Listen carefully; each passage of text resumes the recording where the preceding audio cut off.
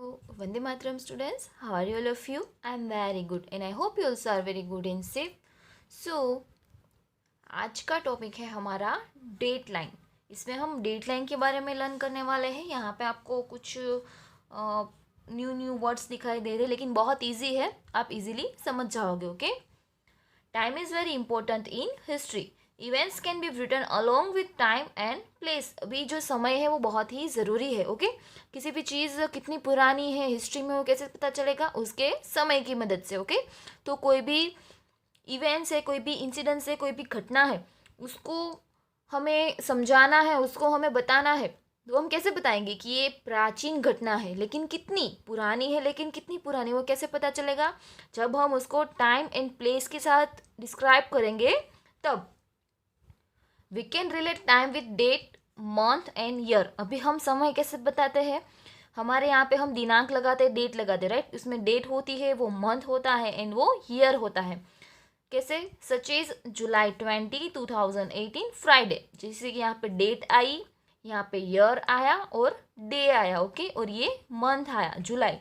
As per it time is associated with birth of Jesus Christ. इसी तरह से हमारा जो समय बताने का तरीका है ना, वो जीसस क्राइस्ट, यीशु ख्रिस्ती जो है, उनके जन्म से रिलेटेड है। Birth of Jesus Christ, founder of Christianity, has been associated with date line. अभी यीशु ख्रिस्ती कौन थे? ईसाई धर्म जो है, ख्रिस्ती धर्म, क्रिश्चियन जिसको हम बोलते हैं, उस धर्म के स्थापक थे। तो ये जो डेट लाइन है ना, वो उनसे जुड़ी हुई है। We call it Anno Domini. AD, AD का फुल फॉर्म क्या है? Anno Domini. एनो डोमिनी का मीनिंग क्या है? Which means years after birth of Jesus Christ. उसका मीनिंग क्या होता है? वो साल जो जीसस क्राइस्ट के जन्म के बाद हुआ है। ओके, वो वाला year.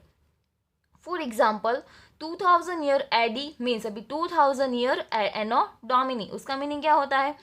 2000 year after birth of Jesus Christ, यानी कि 2000 का साल। लेकिन कब? 2000 का साल कब? जीसस क्राइस्ट के जन्म के बाद, ईस्वीसन पूर्वे, यानी कि जो यीशु ख्रिस्ती है उनके जन्म के बाद। सिमिलरली बी सी, यानी कि बिफोर क्राइस्ट, उसका मीनिंग क्या होता है? Years before birth of Jesus Christ, यानी कि यीशु ख्रिस्ती के जन्म से पूर्व। आपने ईस्वीसन पूर्व ये नाम सुना होगा। ईस्वीसन पूर्व का मीनिंग बीसी ही होता है, बिफोर क्राइस्ट। उसका एग्जाम्पल है 2000 BC means 2000 years before birth of Jesus Christ, यानी कि ईस्वीसन पूर्वे यीशु ख्रिस्ती का जन्म हुआ था, उससे पहले 2000 के ईयर में, उससे 2000 साल पहले। आप ये देखोगे तो आप आसानी से समझ जाओगे। अभी देखो, ये 4th century, 5th century, 4th century, 3rd, 2nd and 1st, ये सारी सेंचुरी है।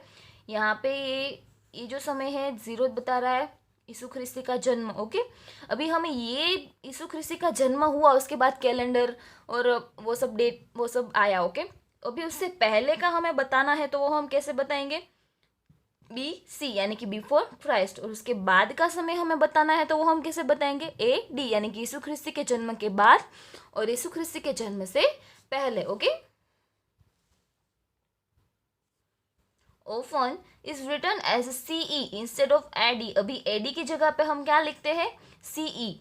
And BCE is written instead of BC, और बीसी की जगह पे बीसीई भी लिखा जाता है। एडी की जगह पे सीई और बीसी की जगह पे बीसीई। अब ये सीई का मीनिंग क्या होता है? CE means common era and BCE means before common era. Okay, CE का फुल फॉर्म क्या है? कॉमन एरा, और बीसीई का मीनिंग है बिफोर कॉमन एरा। अभी यहाँ पे सीई का मीनिंग क्या होगा? जीसस क्राइस्ट के जन्म के बाद। ओके, और बीसीई का मीनिंग क्या होगा? जीसस क्राइस्ट के जन्म से पहले। As a Christianity associated with most nations of the world, we use the same date line in India as in many nations. अभी जैसे ख्रिस्ती धर्म है, वो बहुत सारे देशों में अवेलेबल है और बहुत सारी कंट्री से जुड़ा हुआ है पूरे वर्ल्ड में। उसी तरह से हम बहुत सारे वर्ल्ड में इस तरह से डेट का यूज़ होता है, और इंडिया ने भी यही अडोप्ट किया है, यही डेट लाइन एक्सेप्ट की है। Okay, in many cases the word BP is also used. उसका मीनिंग क्या होता है? Before present. बीपी का मीनिंग क्या होता है? Before present. और हम यहाँ पे सबसे ज़्यादा जो वर्ड यूज़ करते हैं ना, वो है बी सी, बिफोर क्राइस्ट यानी कि ईस्वीसन पूर्व। आपके हिस्ट्री के बहुत सारे चैप्टर में ये जो वर्ड है ना वो बहुत बार आएगा। Okay,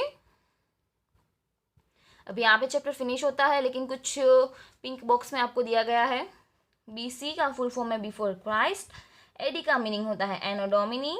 both are Greek words which means in the year of good. For example 2018 AD। अब ये जो दोनों वर्ड है वो ग्रीक वर्ड है, ग्रीक लैंग्वेज वहाँ के वर्ड है। और भगवान वहाँ पे गॉड का मीनिंग क्या होता है? यीशु ख्रिस्त, वो भी उनके धर्म संस्थापक है, इसलिए उनके लिए भगवान है, ख्रिस्ती धर्म के भगवान है। ओके, उनके गॉड है, इसलिए यहाँ पे लिखा है कि विच means in the year of God, यानी कि जहाँ पे भगवान का जन्म हुआ था वो वाला ईयर। स्टोन इंस्क्रिप्शन की डेफिनेशन शॉर्ट में दी है, an inscription carved on stone. और बीच बार्क की डेफिनेशन दी है, thin in a layer of tree name beech on beech ancient text are written. Ask your teacher about other sources of history like archives, historians and travelers. अभी यहाँ पे दूसरी history के बारे में पूछा है, राइट? हमारे पास हिस्ट्री का सोर्स है ना वो बहुत अवेलेबल है, लेकिन हमें पता नहीं है। हिस्ट्री ज़रूरी नहीं है कि एंसाइंट टाइम की ही हो। हम पुरानी जो स्टोरी होते हैं, स्टोरी बुक्स होती है ना, पुरानी हिस्ट्री की बुक्स, उसमें भी बहुत सारी हिस्ट्री हमें मिल सकती है। उसके बाद हमारे घर पे दादा दादी, नाना नानी, कोई बहुत बूढ़े लोग होते हैं, बहुत ओल्डर लोग होते हैं, उनके पास से भी हमें हिस्ट्री मिल सकती है। उनके पास कभी बैठोगे, कभी जानोगे हमारे इतिहास के बारे में, उनकी लाइफस्टाइल के बारे में, तो वो आपको अच्छे से समझा पाएंगे कि पहले वो कैसे रहते थे और वो सब। ओके, अभी हम करेंगे एक्सरसाइज। अब ये है हमारी एक्सरसाइज। ओके, तो फर्स्ट क्वेश्चन है choose the correct alternatives and write correct answer, यानी कि ये हमारा MCQs है। First one is in the ancient time men use to written on which thing, यानी कि प्राचीन समय में कौन सी चीज़ के ऊपर लोग लिखते थे? तो क्लॉथ नहीं, paper no, inner bark of tree, यानी कि ट्री के ऊपर लिखते हैं, ट्री की जो खाल होती है उसके ऊपर लिखते थे। ओके, ताड़पत्र, भोजपत्र के बारे में हमने लर्न किया, राइट? सेकंड है which of the following is not a sources to know history. बीच में इसमें से कौन सी चीज़ ऐसी है जिसकी मदद से हम हिस्ट्री को नहीं जान सकते? रिकॉर्ड यानी कि जो कॉपर प्लेट्स, मेटल प्लेट्स होती है वो, उसके बाद कॉपर प्लेट्स और बीच बार्क, ये तो जो तीनों जो है ना वो हिस्ट्री के सोर्सेज है। ओके, व्हीकल तो एंसाइंट टाइम में थे ही नहीं, इसका मतलब वो हमारे हिस्ट्री का सोर्सेज नहीं है, तो आंसर आएगा vehicle. Third one is which of the following writings last longer. अभी इसमें से कौन सा है जो बहुत लंबे समय तक टिका हुआ रहता है? तो रिकॉर्ड दिया है राइटिंग ऑन पेपर, पेपर है वो बहुत ही जल्दी से अगर गीला हो जाएगा, फट जाएगा तो वो डिस्ट्रॉय हो जाएगा। राइटिंग ऑन क्लोथ्स होते हैं तो ज़्यादा से ज़्यादा कितने समय तक वो भी मतलब लॉन्ग लास्टिंग नहीं है। उसके बाद राइटिंग ऑन लीव्स और ट्रीज, तो ये भी बिल्कुल भी लंबे समय तक नहीं रह सकता है ना।